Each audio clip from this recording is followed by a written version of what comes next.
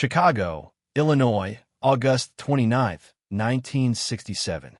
The Regal Theater hummed with anticipation, its ornate interior filled to capacity with an audience ready to witness one of music's most electrifying performers.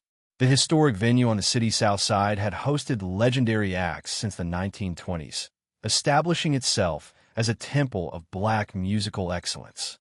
Tonight's headliner was Ray Charles, the genius, the innovator, the man whose fusion of gospel, rhythm and blues and jazz had already earned him a permanent place in the pantheon of American music.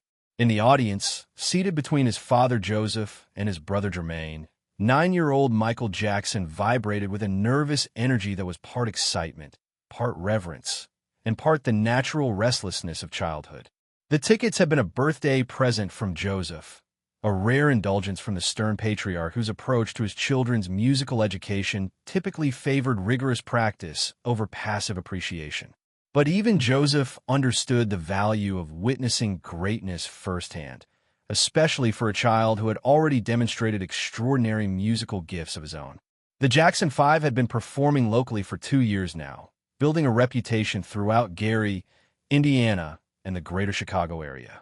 Michael's role as lead vocalist had transformed what might have been simply a talented family act into something that industry insiders were beginning to notice, something potentially transcendent. But tonight, Michael was not a performer. He was simply a young fan, dressed in his Sunday best, eyes wide with anticipation for his first exposure to Ray Charles in the flesh. He had, of course, studied Charles's recordings extensively, part of the musical education Joseph mandated for all his performing children. Michael knew every vocal run, every emotional inflection of classics like What Did I Say and Georgia on My Mind. But recordings were one thing. The living, breathing, artistic force of Ray Charles in performance was something else entirely. The house lights dimmed. A hushed expectancy fell over the crowd. The band took their positions, the horn section adjusting their stands, the rhythm section settling behind their instruments. And then, led carefully by an aide, Ray Charles emerged from the wings. The audience erupted in applause that seemed to physically press against the walls of the venue. Charles moved with the assured confidence of a man who had long since transcended his blindness, finding his way to the piano at center stage with the fluid grace of someone navigating familiar territory. As he settled onto the bench, adjusted his position, and placed his hands on the keys, a small smile played across his face, the smile of a man who knew exactly what he was about to unleash. The first notes rang out, that distinctive, instantly recognizable piano style that somehow contained both mathematical precision and raw, unbridled emotion. And then, the voice, that voice that could soar with gospel-infused power one moment and descend to an intimate whisper the next, a voice that expressed the full range of human experience from profound joy to deepest sorrow. In his seat, Michael Jackson sat perfectly still, his natural fidgetiness completely suspended. Joseph, glancing down at his youngest performing son, noted with approval the intensity of Michael's focus, the way his eyes never left the stage, the slight movements of his hands and unconscious mimicry of Charles's piano gestures, the barely perceptible nod of his head in perfect time with the music. This was not mere entertainment for the boy. This was study, absorption, the recognition of artistic kinship across generations.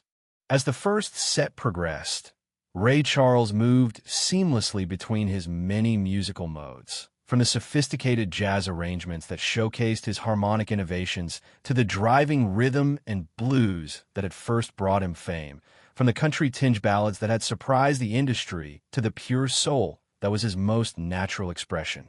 Throughout it all, one element remained constant: his absolute emotional commitment to every note, every phrase, every moment of connection with his audience. It was this total surrender to the music that held Michael transfixed. He had, even at 9, developed a reputation among those who had seen the Jackson 5 perform for his almost preternatural ability to convey emotion beyond his years. Watching Ray Charles, he was witnessing the fully realized version of this same gift, a lifetime of experience, technical mastery, and raw feeling channeled through perfect artistic expression. Halfway through the show came a moment that those present would later recall with particular clarity. Charles began, "I Can't Stop Loving You," his voice carrying the weight of impossible longing, his body swaying gently with the melody as if physically moved by the emotion he was conveying. As the song built toward its climax, Charles rose slightly from the piano bench, his face tilted upward, every muscle in his body seemingly engaged in the act of extracting the maximum emotional truth from each note. In that moment, something happened to Michael Jackson. His father, feeling a tremor pass through the small body beside him, looked down to find his son's face transformed. Tears streamed silently down Michael's cheeks, his expression a mixture of wonder and recognition so profound that it momentarily alarmed Joseph, who had rarely seen such naked emotion from his disciplined young performer. But there was nothing distressing in Michael's response. This was not the crying of a child in pain or fear. This was something else entirely. The overwhelming emotional response of an artist recognizing his own calling reflected back at him through the mastery of another. Joseph, not given to sentimentality or gentle reassurance, found himself uncharacteristically moved. He placed a hand on Michael's shoulder, not to quiet or admonish him, but in simple acknowledgement of the significance of what his son was experiencing. Michael, without taking his eyes from the stage, reached up and grasped his father's hand tightly, a gesture of connection rarely exchanged between the stern patriarch and his sensitive child. When the song ended and the applause erupted, Michael finally broke his intense focus on the stage, turning to look up at his father with an expression Joseph would later describe to Catherine as like someone who'd just been shown their own future. The rest of the concert unfolded like a masterclass in performance.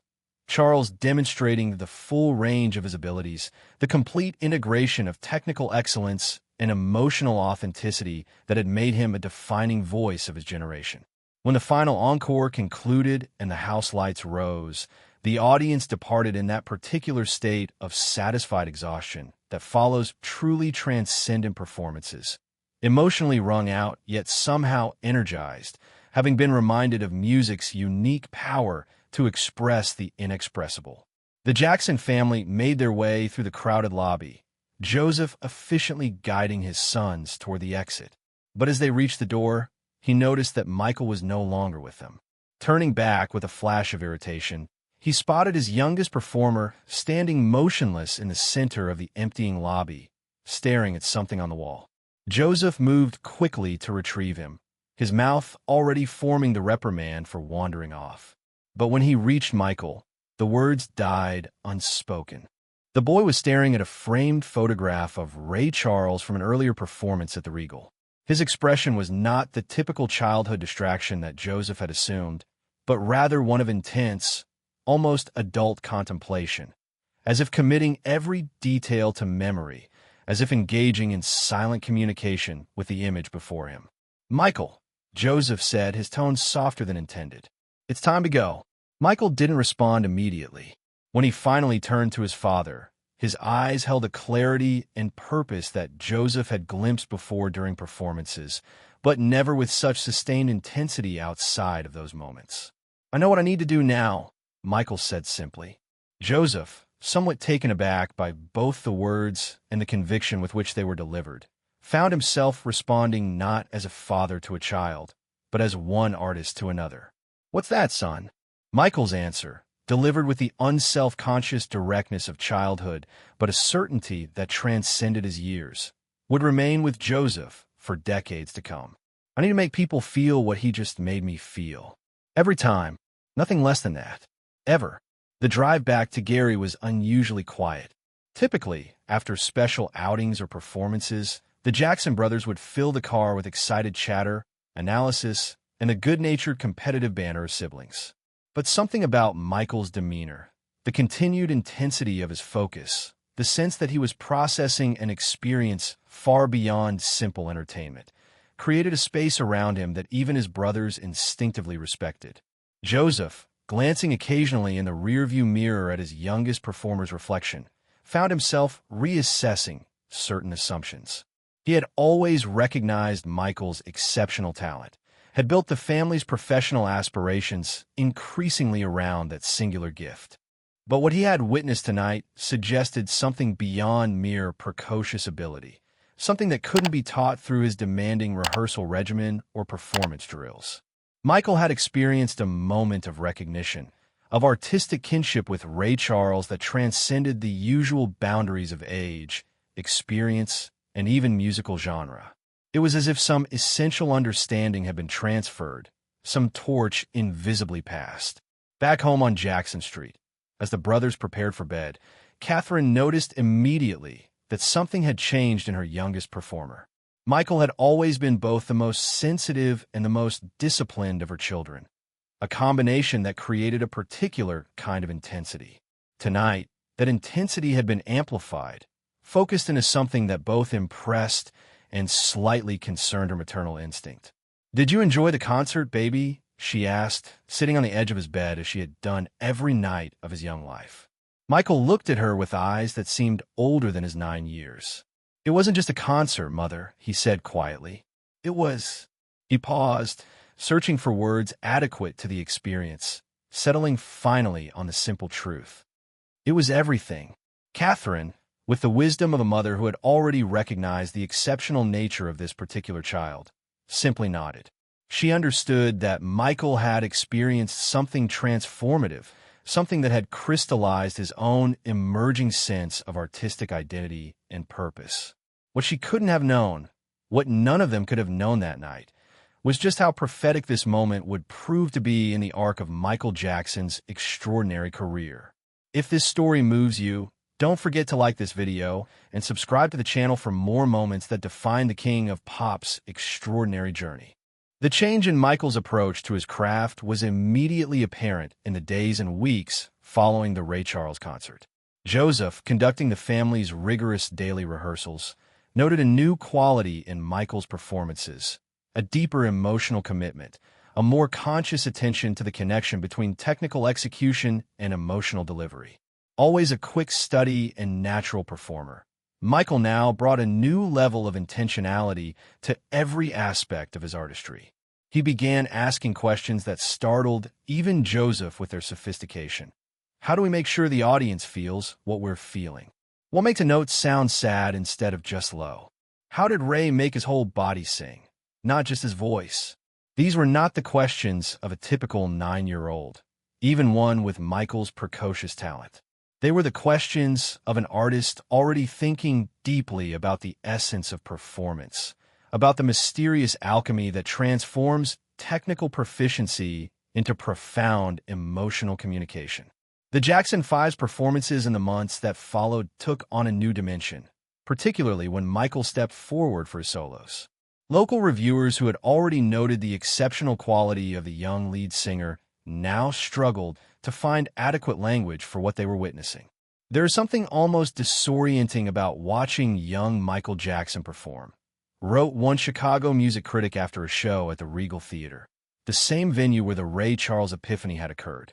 His technical abilities, pitch, timing, control, would be remarkable in a performer 3 times his age.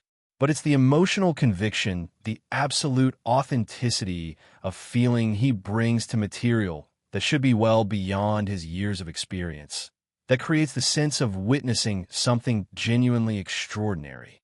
What the critic couldn't have known was the conscious intentionality behind this evolution, the moment of recognition Michael had experienced watching Ray Charles, and his subsequent determination to achieve nothing less than that same level of complete emotional communication with every performance. This new approach reached beyond Michael's vocal performance to encompass every aspect of his developing artistry.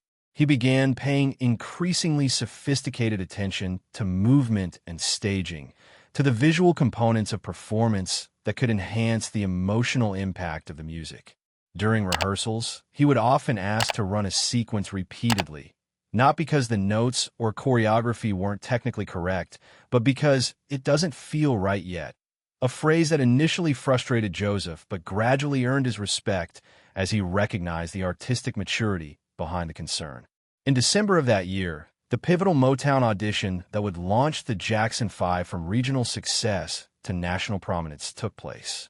Berry Gordy, who had been persuaded by both Gladys Knight and Bobby Taylor to give the young family act a hearing, later recalled his initial skepticism giving way to astonishment as he witnessed Michael's performance. There was something in that child that simply didn't align with his physical age, Gordy would later comment.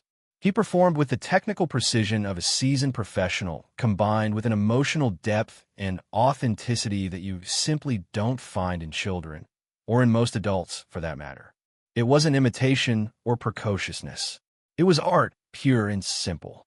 What Gordy was witnessing, what audiences would soon witness on a national and then global scale, was the fruit of that August night in Chicago, when a 9-year-old Michael Jackson had experienced the full transformative power of Ray Charles's artistry and had made the conscious decision to accept nothing less than that same standard in his own work. As the Jackson 5's career exploded with a string of #1 hits and television appearances, industry insiders and fellow performers frequently commented on the unusual quality of Michael's performances. The combination of joyful exuberance natural to a child with an emotional depth and artistic intentionality that seemed to belong to a much older, more experienced performer. Diana Ross, who had become an important mentor and friend to the young Michael, once observed to Berry Gordy, "Most child performers are imitating what they think adult emotion sounds like. Michael is actually feeling it, processing it, and communicating it authentically. That's the difference, and it's all the difference in the world." What remained largely private during this period was Michael's continued study of Ray Charles's artistry. Whenever possible, he would obtain recordings, watch television performances, and, on the rare occasions when touring schedules aligned, attend Charles's concerts. This wasn't the typical fan worship of a child for an admired performer.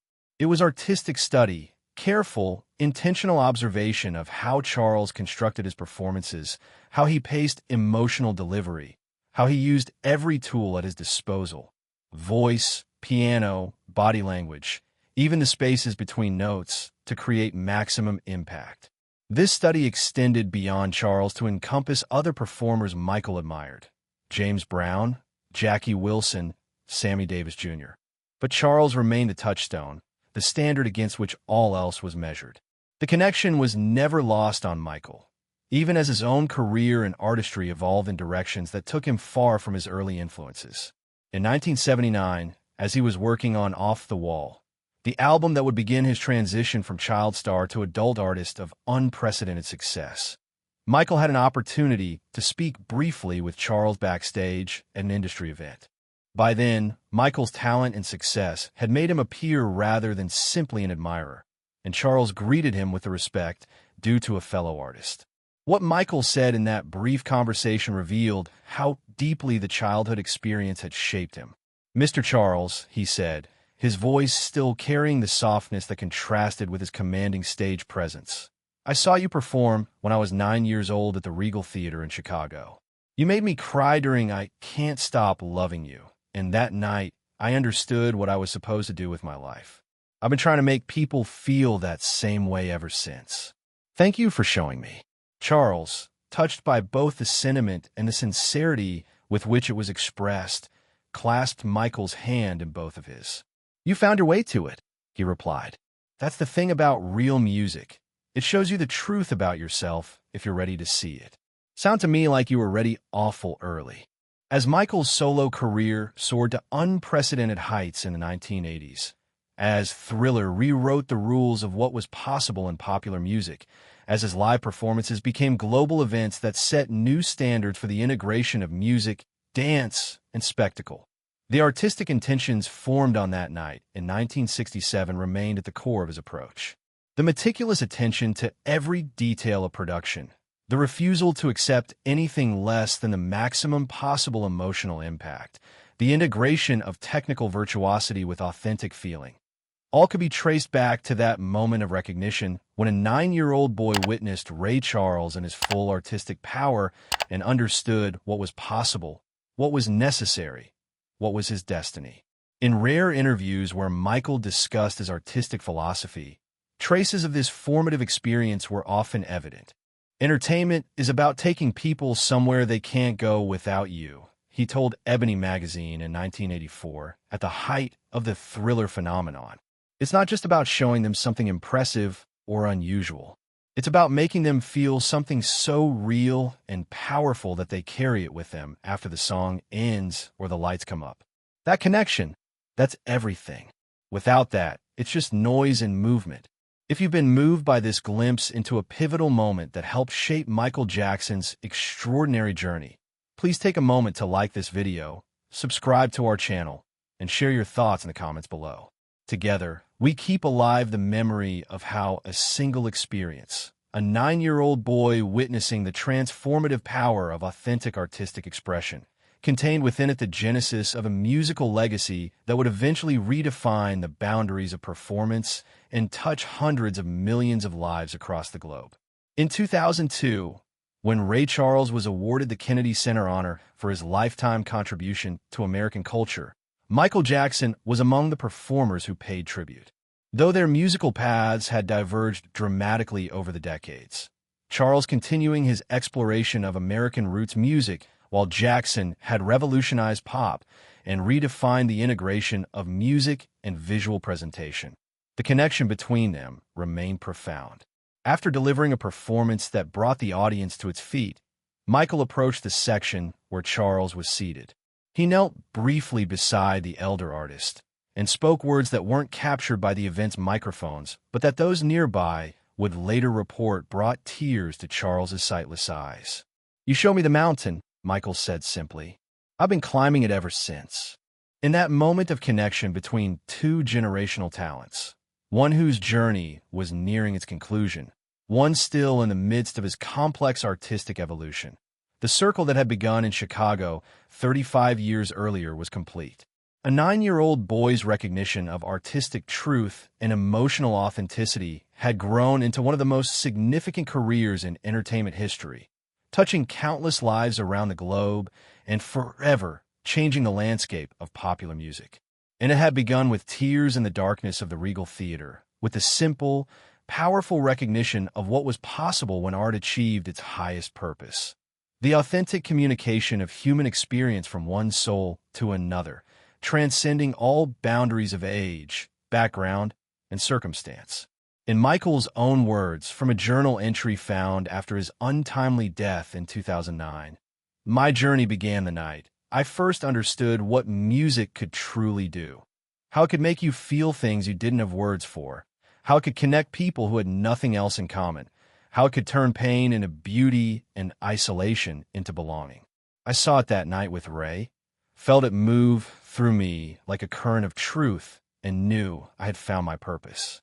Everything since, every note, every step, every performance has been about trying to share that same feeling with as many people as possible.